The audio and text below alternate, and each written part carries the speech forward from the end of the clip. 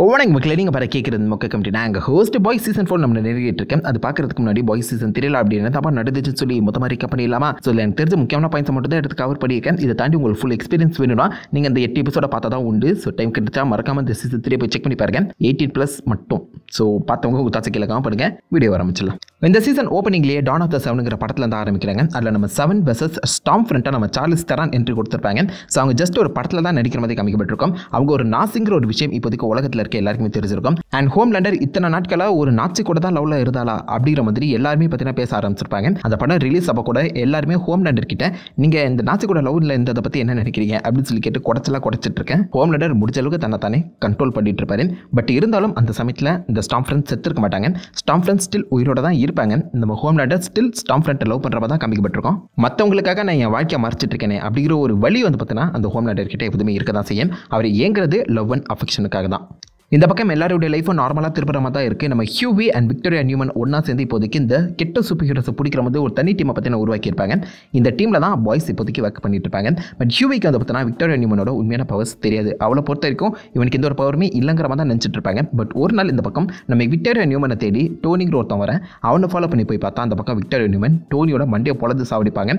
So head பாப்பர் இவதானா அப்படிங்கிற ஒரு விஷயம் நம்ம ஹியூவிக்கு தெரிய வந்துடும். இந்த உண்மை கொண்டு போய் அப்படியே நம்ம புச்சர் கிட்ட சொல்கிறது மட்டும் இல்லாமல் இந்த விக்டோரியா நியூமனோட பேக் ஸ்டோரியை ஆரம்பிச்சு பண்ணி பார்க்கும்போது அவ ரெட் ரிவருங்கிற ஒரு இன்ஸ்டிடியூட்ல தான் வந்திருக்கான் அப்படிங்கிற விஷயம் தெரிய வந்திருக்கேன். அங்கே போய் பார்த்தா அந்த ரெட் ரிவரில் ஸ்டான் எட்கர் இப்போதைக்கு வாட்டோட சிஓவாக இருக்கக்கூடிய அவர் தான் இந்த விக்டோரியா நியூமனை எடுத்து அடாப்ட் பண்ணி வளர்க்கவே செஞ்சிருக்காரு. ஸோ கிட்டத்தட்ட இவ்வளோ தூரம் நம்ம விக்டோரியா நியூமன் வளர்ந்ததுக்கு ஸ்டான் எட்கர் ஒரு காரணமாக இருக்காருங்கிற விஷயம் ஹியூவிக்கு தெரிய வந்துடுது. தெரிஞ்சோன்னு சும்மா இருப்பாரா தக்காளி எனக்கு இந்த வேலையை வேணாம் சொல்லி அங்கே கிளம்பி திரும்ப பாய்ஸ் டீமில் ஒன்றா செஞ்சுட்டாரு. குயின் மேவ் கிட்ட இப்போதைக்கு ஹோம்லேண்டர் அந்த ஃப்ளைட்டை ஆக்சிடென்ட் பண்ணி கொண்டதுக்கான ஒரு இன்ஃபர்மேஷன் ஒரு வீடியோ ஃபுட்டேஜ் இருக்கிற காரணத்தினால அந்த பக்கம் ஹோம்லேண்டருமே அமைதியாக தான் இருக்காரு. புச்சர் வந்து இந்த மாதிரி ரோகா சுற்றிட்டு இருக்க நிறைய சூப்பர் ஹீரோஸ் பிடிக்கிற வேலையை பண்ணிட்டு இருப்பாரு. அது பத்தாத குறைக்கு ரயனா கொஞ்சம் சீக்கிரட்டாக அப்பா ஸ்தானத்தில் ஒரு நல்ல பையனை வளர்க்க பிளான் பண்ணிட்டு இருக்காரு. அந்த பக்கம் ஸ்டார்லைட்டோட பாப்புலாரிட்டி பார்த்தீங்கன்னா அதிகமாக்கிட்டு இருக்கேன். ஸ்டார்லைட்டை இப்போதைக்கு 7ஓட கோ லீடராக மாற்றிடுறாங்க. ஸோ எப்போதுமே தனி ஒருத்தனா இந்த பக்கம் ஹோம்லேண்டர் தான் லீடராக இருப்பாரு. கோ லீடராக மாறின அப்புறம் அந்த ஒரு விஷயம் நம்ம ஹோம்லேண்டருக்கு சுத்தமாக பிடிக்கல. என்ன செய்யறது பல்ல கடிச்சு தான் உட்காந்துருக்கணும் அப்படிங்கிற மாதிரி ஹோம்லேண்டர் தன்னை கட்டுப்படுத்திட்டு இருக்காரு. அந்த சமயத்தில் ஹோம்லேண்டரோட பாதுகாப்பில் இருந்த ஸ்டார்ம் ஃப்ரண்ட் பார்த்தீங்கன்னா தன்னுடைய நாக்கையை கடிச்சு ப்ளீட் ஆகி இறந்துருப்பான். இந்த ஒரு விஷயம் நம்ம ஹோம்லேண்டரை அவனுடைய டவுன் பொசிஷனுக்கு கூட்டிகிட்டு போயிடும். பப்ளிக்காக ஓப்பனாக எல்லாருக்கிட்டையுமே மன்னிப்பு கேட்கறதுக்கு பதிலாக நான் உங்களோட திறமைசாலி உங்களுடைய பெட்டரானவன் இந்த உலகத்தை காப்பாற்ற போகிறதே நான் தான் அப்படிங்கிற மாதிரி தன்னை கெத்தாக புகழ்ந்து பேசிட்டு அங்கேருந்து கிளம்பிடுவார். அடுத்த நாள் பார்த்தா எல்லாருக்குமே இந்த ஒரு பேச்சு ரொம்ப பிடிச்சிருக்கும். ஹோம்லேண்டர் தன்னை ஒரு காட் மாதிரி புஷ் பண்ணுறது மற்றவங்க எல்லாருக்குமே பிடிச்சிருக்கும். அந்த ஒரு விஷயம் நம்ம ஹோம்லேண்டருக்கு இன்னும் கர்வத்தையும் தலகணித்தையும் ஏற்றி விட்டுரும். எந்த ஒரு விஷயமும் இனிமேல் என்ன கண்ட்ரோல் பண்ணாது தக்காளி நான் அவுட் ஆஃப் கண்ட்ரோல் அப்படிங்கிற மாதிரி வெளியில் வந்து என்ன அந்த வீடியோ வச்சு நீங்கள் மிரட்டினீங்கன்னா அந்த வீடியோ வெளில வந்தால் அடுத்த செகண்ட் அந்த உலகத்தையே எரிச்சு சாம்பலாக்கிடுவேன். ஹியூவி பாய்ஸ்ன்னு சொல்லி இங்கே கூட இருக்கவங்க எல்லாருமே போட்டு தள்ளுவேன். பொத்தினா அமைதியாக இருங்க அப்படிங்கிற மாதிரி ஓப்பனாகவே இந்த பக்கம் நம்ம ஸ்டார்லைட்டை மட்டும் இல்லாமல் மற்றவங்க எல்லாருமே ஹோம்லேண்டர் மிரட்ட ஆரம்பிக்கிறாரு. ஹோம்லேண்டரை போட்டு தள்ளுன்னு சொல்லி பிளான் பண்ணிட்டு இருக்க நம்ம புச்சருக்கு ஒரு பெர்ஃபெக்டான ஆப்ஷன் அந்த பக்கம் குயின் மேவ் வந்து பார்த்தீங்கன்னா V24 அப்படின்னு சொல்லக்கூடிய ஒரு டெம்பரரி வீ ப்ராடக்ட்டை கொடுக்குறதுமே தாண்டி பே பேக் அப்படின்னு சொல்லி பழங்காலத்தில் ஒர்க் பண்ணிட்டு இருந்த ஒரு டீமையுமே இன்ட்ரடியூஸ் பண்ணுறாங்க. அந்த டீமில் ஒரு முக்கியமான கேரக்டர் தான் சோல்ஜர் பாய். சோல்ஜர் பாயும் நம்ம ஹோம்லேண்டர் மாதிரி இன்வின்சிபிளான ஒரு கேரக்டர் தான். பட் இருந்தாலும் அவனை ரஷ்யன் சூப்பர் வெப்பன் வச்சு கொண்டு இருக்காங்க. ஸோ விச் மீன்ஸ் அந்த ரஷ்ய சூப்பர் வெப்பன் கண்டிப்பாக நம்ம ஹோம்லேண்டருமே போட்டுத்தாலும் ஹோம்லேண்டர் கொள்றதுக்கு ஒரே வழி இதுதான் அப்படிங்கிற மாதிரி இன்ஃபர்மேஷனை கொடுத்துட்டு போயிருப்பாங்க. ஸோ அந்த சமயத்தில் நம்ம புச்சர் வந்து பார்த்தீங்கன்னா இந்த டெம்பரரி வீயை கன்சியூம் பண்ண ஆரம்பிச்சிருப்பாரு. மதர்ஸ் மில்க் இந்த பாய்ஸ் டீம்லேருந்து கொஞ்சம் வெளில வந்திருப்பாரு. பட் இப்போதைக்கு பில்லி புச்சர் திரும்ப அந்த சோல்ஜர் பாயை தேடுறாங்கிற விஷயம் தெரிய வந்துட்டு அப்புறம் நானும் உள்ள வரேன். ஏன்னா அந்த சோல்ஜர் பாயால் தான் என் ஃபேமிலியை எடுத்தாங்க, நான் படி வாங்கி தருன்னு சொல்லி மதர்ஸ் மில்க்கும் இப்போதைக்கு பாய்ஸ் டீமுக்குள்ள வந்துடுறாரு. ஆல்ரெடி ஃப்ரெண்ட்ஸ் அண்ட் கிமிக்கோ உள்ள இருக்க அந்த காரணத்தினால இவங்க எல்லாருமே வச்சு சோல்ஜர் பாயை தேட ஆரம்பிக்கிறாங்க. சோல்ஜர் பாய் கூட நெருக்கமாக இருந்தவங்க 2 பேர் தான். ஒன்று கிரிம்சன் கவுண்டர்ஸ், இன்னொன்று சோல்ஜர் பாயோட சைட்கிக்காக இருந்த கன் பவுடர். ஸோ முதல்ல கிரிம்சன் கவுண்டர்ஸை மீட் பண்ணி பேசும்போது அவங்க எந்த ஒரு உண்மையும் சொல்கிற மாதிரி தெரியல. அதை தொடர்ந்து நம்ம பில்லி புச்சர் டெம்பரரி வியை கன்சியூம் பண்ணிக்கிட்டு போய் கன் பவுடரை அடி பொழந்து அவன் எங்கே தொலைஞ்சு போனான் அப்படிங்கிற இன்ஃபர்மேஷனை கேட்கும்போது தான் ஒரு மிகப்பெரிய ஷாக்கான டீட்டெயிலே அவர் சொல்கிறாரு. நம்ம மேலே இருக்காய்களை அவங்க கீழே நடத்தப்பட்ட ஒரு ஆப்ரேஷனில் தான் சோல்ஜர் பாய் கேங்கோ அப்படின்னு சொல்லப்படுற ஒரு இடத்துல இறந்து போனார். ஸோ இது எல்லாத்தையுமே நீங்கள் மேலே கிட்ட தான் கேட்டு தெரிஞ்சுக்கணும்னு சொல்ல பில்லி புச்சர் சூப்பாலாமல் கன் பவுடர் போட்டு தள்ளிட்டு டேரெக்டாக மேலேடனுக்கு போயிட்டு இருக்காரு. இந்த V24 பேருக்கு ஏற்ற மாதிரி வெறும் 24 ஹவர்ஸ் மட்டும் ஒருத்தங்களுக்கு ஸ்பெஷல் பவர்ஸ் வந்து கொடுக்கும். இதை டெவலப் பண்ணுற பிளானை போட்டவர் ஸ்டான் எட்கர் இப்போதைக்கு CEO ஆஃப் வாட்டர் இருக்கவர். ஏன் அந்த மாதிரி பிளான் போட்டிருப்பாருன்னா மிலிட்ரியில் கண்டிப்பாக சூப்பர் ஹியூமன்ஸ் இறக்குறது கஷ்டம். பட் மிலிட்ரி சோல்ஜர்ஸுக்கு தேவைப்படுற அந்த பவர்ஸை வெறும் 24 ஹவர்ஸ் மட்டும் இருக்க மாதிரி கொடுத்தா கவர்மெண்ட் அதை தொடர்ந்து நமக்கு வாங்கிட்டே இருப்பாங்க. திஸ் இஸ் பிஸ்னஸ் அப்படிங்கிற மாதிரி தான் பிளான் போட்டிருப்பாரு. இதுக்கான ஐடியா அவங்களுக்கு 80s 70s இந்த பற்றி தான் தோன்றிருக்கு. அந்த சமயத்தில் தான் பே பேக்குன்னு சொல்லப்படுற ஒரு டீம் பார்த்தீங்கன்னா சூப்பர் ஹீரோ டீமாக வந்து சுற்றிட்டு இருந்திருப்பாங்க. அந்த டீமோட மெம்பர்ஸாக தான் நம்ம soldier boy, black Nair, crimson counters சொல்லி ஒரு ஒரு மிகப்பெரிய டீம் இருக்கும். அவங்க சும்மா இல்லாமல் இஷ்டத்துக்கு இருக்க வெப்பன்ஸ் வச்சு டெஸ்ட் பண்ணிட்டு போது டக்குன்னு ரஷ்யன்ஸ் வந்து இவங்களை அடிச்சு போட்டு போயிட்டாங்க அப்படிங்கிற மாதிரி கிரேஸ் மேலரி சொல்லியிருந்தாலும் உண்மையாக ரஷ்யன்ஸ் கிட்ட நம்ம சோல்ஜர் பாயை பிடிச்சி கொடுத்தது பிளாக் நையர் தான். அப்போதைக்கு அந்த சமயத்துலலாம் பிளாக் நையர் ஃபேஸ் மாஸ்கே போட்டிருக்க மாட்டார். என் முகம் எல்லாருக்குமே தெரியும், நான் சூப்பர் ஹீரோங்கிற விஷயம் எல்லாருக்குமே தெரியும்னு தான் சொல்லி சுற்றிட்டு இருப்பாரு. அந்த காலகட்டத்தில் சோல்ஜர் பாய் பார்த்தீங்கன்னா செம்ம அபியூஸாக இருக்க அந்த காரணத்தினால இவர் மற்றவங்களை வச்சு ஒரு சின்ன பிளானை போட்டு ரஷ்யன்ஸ் கிட்ட நம்ம சோல்ஜர் பாயை பிடிச்சி கொடுத்துருவாங்க. அந்த சண்டையில் தான் பிளாக் நையரோட முகம் வந்து தீஞ்சு போயிருக்கும். அப்போதுலேருந்து இப்போ வரைக்கும் அவர் மாஸ்க் போட்டு பேசாமலே சுற்றிட்டு இருப்பாரு. பட் சோல்ஜர் பாயை ரஷ்யன்ஸ் கிட்ட பிடிச்சி கொடுக்கறதுல ஹெல்ப் பண்ணுது பிளாக் நையர் தான். அதுக்கப்புறம் ரஷ்யன்ஸ் அவங்க என்ன பண்ணாங்க சொல்லி இது வரைக்கும் யாருக்கும் தெரியல. ஸோ இப்போ ரஷ்யாவுக்கு போனால் கண்டிப்பாக நம்ம சோல்ஜர் பாய்க்கு என்ன ஆச்சுங்கிற விஷயம் தெரிஞ்சுக்கலாம் அப்படின்னு சொல்லி அங்கிருந்து கிளம்பி ரஷ்யா போக பிளான் பண்ணுறாங்க. அதுக்கு ஹெல்ப் பண்ணுறதுக்காக ஃப்ரெஞ்சி நீனான்னு சொல்லப்படுற அவளுடைய பழைய பாஸ் வந்து பார்த்தீங்கன்னா கான்டாக்ட் பண்ணி இவங்க எல்லாருமே அங்கேருந்து கிளம்பி ரஷ்யாவுக்கு கூட்டு போகிறாங்க.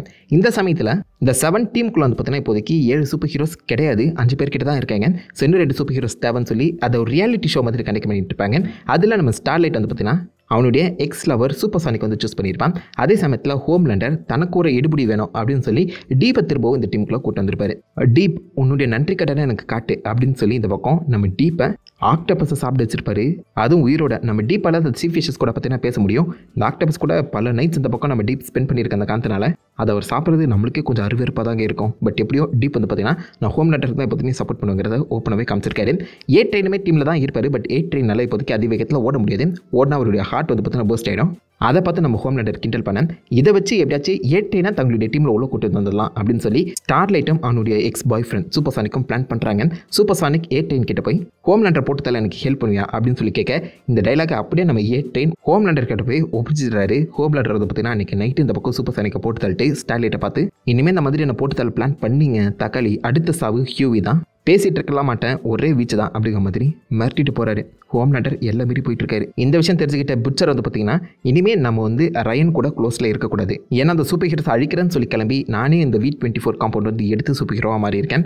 ஸோ இந்த ஒரு விஷயம் ரயனுக்கு தெரியக்கூடாது, என்னால் ரயனுக்கு எந்த ஒரு ஆபத்தும் வந்துடக்கூடாதுன்னு சொல்லி ரயனை ஒதுக்கி தள்ள ஆரம்பிச்சுட்டு அங்கேருந்து கிளம்பி ரஷ்யாவுக்கு போயிருப்பாங்க. போகிற வழியில் ஹியூவி கிட்ட அந்த V24 காம்பவுண்டை பற்றி சொல்ல ஹியூவுமே ஒரு காம்பவுண்டை மற்றவங்களுக்கு யாருக்குமே தெரியாமல் இன்ஜெக்ட் பண்ணியிருப்பாரு. சோல்ஜர் பாயை போட்டு தள்ள வெப்பனா என்னவா இருக்கும் சொல்லி போய் பார்த்தா அந்த இடத்துல சோல்ஜர் பாயை உயிரோடு தான் இருக்காரு. எந்த ஒரு வெப்பனாலையும் இந்த பக்கம் சோல்ஜர் பாயை கொல்ல முடியல. பத்தாவது குறைக்க ரஷ்யன்ஸ் பார்த்தீங்கன்னா ஏகப்பட்ட ரேடியேஷன்ஸ் யூஸ் பண்ணி சோல்ஜர் பாய் மேலே அடிஷ்னல் டெஸ்டிங் வர பண்ணியிருக்காங்க. இந்த டெஸ்டிங் நம்ம சோல்ஜர் பாய்க்கு இன்னும் அடிஷ்னல் பவர்ஸ் வந்து பார்த்தீங்கன்னா கொடுத்துருக்கேன். ஒரு எக்ஸ்ப்ளோஷன் மாதிரி பவர். இந்த பவர் சுற்றி இருக்க மற்ற சூப்பர் ஹீரோஸ் தான் அந்த பவர்ஸை கம்ப்ளீட்டாக நெலிஃபை பண்ணிடும். அந்த ரேடியேஷன் பட்ட நம்ம கிமிக்கோ ஒரு சாதாரண மனுஷியாக மாறிடுவாங்க. சோல்ஜர் பாய் இப்போதைக்கு பாய்ஸ் கிட்ட தப்பிச்சு ஓடி திரும்பவும் அமெரிக்காவுக்கு வந்துடுறாரு. கிமிக்கோ கொண்டு போய் ஹாஸ்பிட்டல் அட்டென்ட் பண்ணால் நம்ம கிமிக்கோவுக்கு ரொம்ப சந்தோஷமாக இருக்குது. இது வரைக்கும் ஒரு கில்லிங் மிஷனாக இருந்துட்டு இருந்த என்ன இப்போதைக்கு ஒரு சாதாரண மனுஷியை நீங்கள் மாற்றிட்டீங்க, சாதாரண மனுஷியாக இருக்கிறதா எனக்கு ரொம்ப பிடிச்சிருக்கு அப்படிங்கிற மாதிரி சந்தோஷப்படுவா. பட் ஒரு கட்டத்தில் நீனா, அதாவது நான் ஃப்ரெண்ட்ஸோட எக்ஸ் பாஸ் வந்து பார்த்தீங்கன்னா இவங்க 3 பேருமே அடைச்சு போட்டு கட்டி போட்டு டார்ச்சர் பண்ணிட்டு இருப்பாங்க. ஆல்மோஸ்ட் கில் பண்ணுற சிச்சுவேஷன் போயிடுவாங்க. கிமிக்கோ பவர்ஸே இல்லாமல் சுற்றி இருக்கவங்கள அடி பொழுது ப்ரூட்டலாக கொலை பண்ணுவா. அது வரைக்கும் கிமிக்கோ வந்து பார்த்தீங்கன்னா இந்த பவர்ஸ் தான் நான் வந்து மாஸ்டராக மாற்றிருக்கேன் அப்படிங்கிற ஒரு தாட்டில் தான் இருப்பேன். பட் பவர்ஸே இல்லாமல் இத்தனை பேரை நான் போட்டு தள்ளியிருக்கேன் அப்படின்னா உண்மையிலே மாஸ்டர் நான் தான். அண்ட் அந்த பவர்ஸ் இல்லாமல் ஆல்மோஸ்ட் இப்போதைக்கு என் ஃப்ரெண்ட்ஸை நான் இழக்கிற நிலைமைக்கு போயிருந்தேன். இனிமேல் அந்த ஒரு சிச்சுவேஷன் வரக்கூடாது, எனக்கு திரும்ப அந்த பவர்ஸ் வேணும்னு சொல்லி நம்ம வீக் காம்பவுண்டை எடுத்துகிட்டு வர சொல்லி ஸ்டார்லைட் அனுப்பி வைக்கிறாங்க. நம்ம ஹியூவிக்கு அந்த டெம்பரரி வி வந்து பார்த்தீங்கன்னா ஒரு ஸ்ட்ரென்த்தை கொடுக்குறதையுமே தாண்டி டெலிபோர்டேஷன் பவருமே கொடுத்துருக்கோம். இந்த ஒரு விஷயம் நம்ம ஸ்டார்லைட்டுக்கு சுத்தமாக பிடிக்கல. இதுக்கு நடுவில் ஏட்டைனை பேஸ் பண்ணி தனியாக ஒரு சப்ட்ராக் போகும். ஸோ அதில் ப்ளூ ஹாக்குங்கிற ஒருத்தன் இந்த மாதிரி ஆப்பிரிக்கன் அமெரிக்கன்ஸ் மேலே ஏகப்பட்ட ரேசஸத்தை காத்துட்டு இருக்கான், அவனை தடுத்தாகணும்னு சொல்லி ஏட்டைன் ஹெல்ப் மூலியமா இப்போதைக்கு ப்ளூ ஹாக்கை பப்ளிக்காக ஒரு அப்பாலஜிசிங் வீடியோ வந்து பார்த்தீங்கன்னா கொடுக்க சொல்கிறாங்க. அந்த இடத்துலையுமே இருக்க எல்லா ஆப்பிரிக்கன் அமெரிக்கன்ஸுமே ப்ளூ ஹாக் அடித்து துவம்சம் பண்ணுறது மட்டும் இல்லாமல் ஏட்டைனோட அண்ணன் முதுகையுமே உடச்சிருவான். இதே மாதிரி தான் சீசன் 1ல் நான் அந்த ஹியூவோட கேர்ள் ஃப்ரெண்டை கொல்லும்போது அவனுக்கும் ஃபீல் ஆகியிருக்கும் அப்படிங்கிற ஒரு தாட் இப்போ தான் ஏட்டனுக்கே வர ஆரம்பிக்குது. இனிமேல் நான் நல்ல வேண்டாம் அப்படின்னு சொல்லி அந்த ப்ளூ ஹாக்கை கொள்றது மட்டும் இல்லாமல் இவருமே ஒரு ஹார்ட் அட்டாக் கண்டிஷனுக்கு போயிடுவார். அந்த இடத்துல இறந்து போனால் அந்த ப்ளூ ஹாக்கோட ஹார்ட்டை வந்து பார்த்தீங்கன்னா வாட் இந்த ஏட்டனோட ஹார்ட்டில் மாற்றி வச்சிருவாங்க. ஸோ புது ஹார்ட் கிடச்ச அந்த சமயத்தில் இப்போதைக்கு இவனுக்கு ஹார்ட் ப்ராப்ளம்ஸ் எதுவுமே கிடையாது, திரும்ப ஸ்பெஷல் பவர்ஸ் உண்டாகிடுச்சுன்னு சொல்லலாம். ஸோ ஏட்டன் இப்போதைக்கு ப்ளூ ஹாக்கோட ஹார்ட்டில் வாழ்ந்துட்டு இருக்காரு. அதே மாதிரி இந்த பக்கம் ஹோம்லேண்டர் சைடுக்கு ஆப்போசிட்டாக நிற்கலாமல் வேணாமங்கிற ஒரு தாட்டுக்குள்ளுமே போகிற மாதிரி காமிச்சிருப்பாங்க. ஸ்டான் எட்கருக்கு ஹோம்லேண்டர் ஆக்சுவலாக இந்த டீமில் இருக்கிறது சுத்தமாக பிடிக்கல. அதனால் ஹோம்லேண்டருக்கு எதிரான ஒரு கரப்ஷன் ட்ரீட்மெண்ட் வந்து பார்த்தீங்கன்னா விக்டோரியா நியூமன் வச்சு கிக் ஆஃப் பண்ணியிருப்பாரு ஸ்டான் எட்கர். பட் அச்சாம்பாரா ட்விஸ்ட்டுங்கிற மாதிரி விக்டோரியா நியூமன் நம்ம ஹோம்லேண்டருக்கு சப்போர்ட் பண்ணிட்டு ஸ்டான் எட்கர் தான் இந்த எல்லா கரப்ஷனுக்கும் காரணங்கிற மாதிரி ஓப்பனாக அனௌன்ஸ் பண்ண ஸ்டான் எட்கர் இப்போதைக்கு வாட்டை விட்டு விலகிறாரு.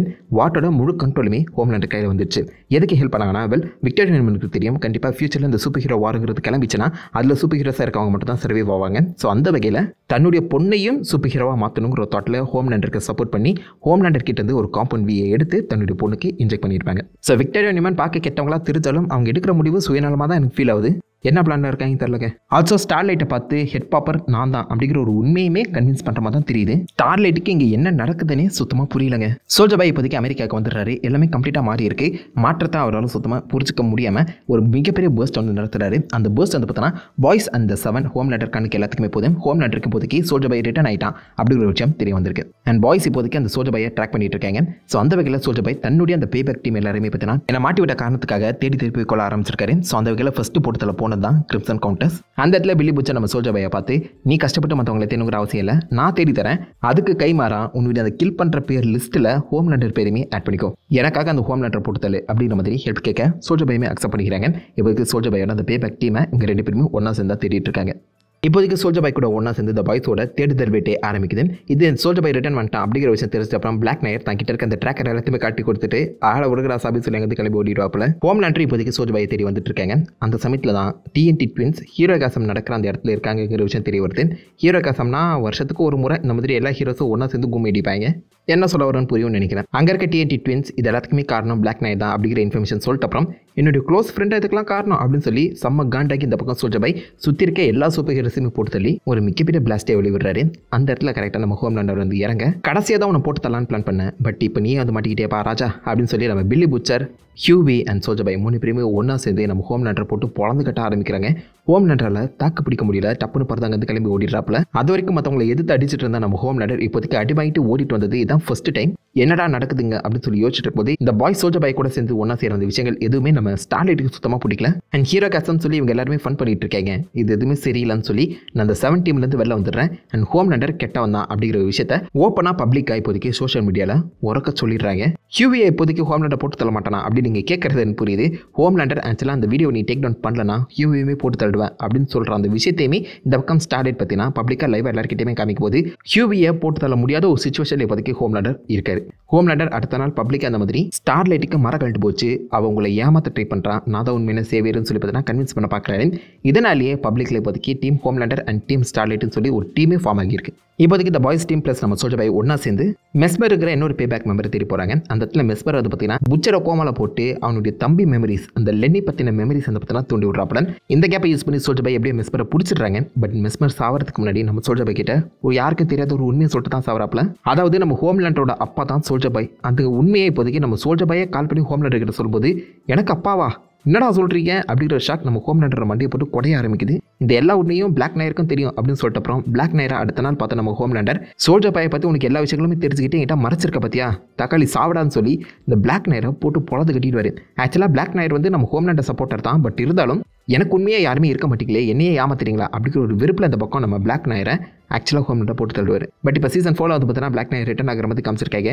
ஒரு வேளை க்ளீனிங் பண்ணியிருப்பாங்களோ பார்த்தா தான் தெரியும். இந்த இடத்துல ஸ்டார்லைட் கிமிகோவுக்காக வீ கம்பெனி எடுக்க போகும்போது அங்கே டெம்ப் வி பற்றின ரிசர்ச் நோட்ஸ் இருக்கும். அதில் அந்த டெம்ப் வியை வந்து பார்த்தீங்கன்னா 3-5 டோட்ஸ் எடுத்தாலே போதும் எடுக்கிறவங்க செத்து போயிடுவாங்க அப்படிங்கிற ஒரு இன்ஃபர்மேஷன் எழுதப்பட்டிருக்கேன். இதை நம்ம புச்சருக்கு கால் பண்ணி சொல்ல புச்சரு தக்காளி நான் 6-7 தாண்டி போயிட்டு இருக்கேன், என்ன 4-5 பேசிட்டு இருக்கேன் போமாங்கிட்டு எல்லாம் எனக்கு தெரியும் அப்படின்னு சொல்லி திரும்ப டெம்ப் வியை கன்சியூம் பண்ண ஆரம்பிச்சிருக்காரு. ஃபைனல் ஃபைட்டு ஹோம்லேண்டர் நோக்கி தான் நம்ம போயிட்டு இருக்கோம். ஸோ அந்த இடத்துல என்ன தாண்டி வேறு யாருமே வந்து மாட்டிக்க கூடாது, நானும் சோல்ஜர் பாயை மட்டும் இதை பார்த்துக்கணும் அப்படின்னு சொல்லி கியூபியை வந்து பார்த்தீங்கன்னா புச்சர் அடைச்சி வச்சுட்டு அவர் தனியாகவே சோல்ஜர் பாய் கூட ஒன்றா சேர்ந்து ஹோம்லேண்டரை மீட் பண்ண போயிட்டு இருக்காரு.